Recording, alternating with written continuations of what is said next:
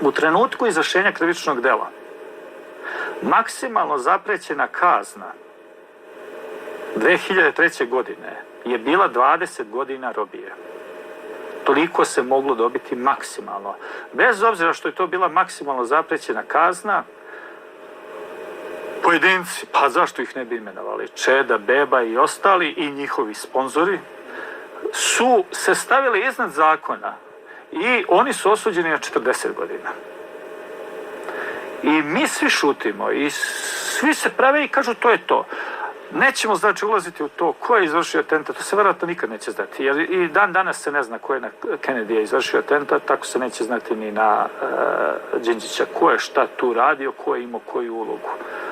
To se jednostavno neće saznati. Zašto? Pa zato što je to specijalna operacija sastavljena iz segmenata, znaće samo neki bitni ljudi, bitni sistemi, a ni to nikad neće obelodaniti.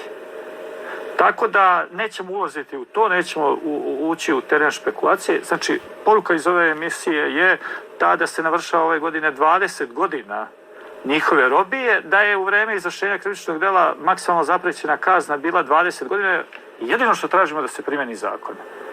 Oni su ljudi, oni imaju svoje žene, decu, porodice, oni imaju svoje majke, svoje očeve, svoje komšije, prijatelje.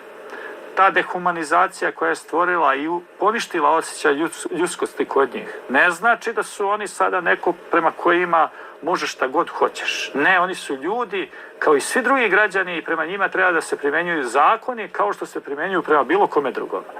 Svako onaj ko se ogluši na ovo, svako onaj ko kaže baš me briga, neka se dobro zapita da neće i on doći jednog dana u takvu situaciju da se prema njemu primjenjuje slepa sila, a da nikoga to nije briga.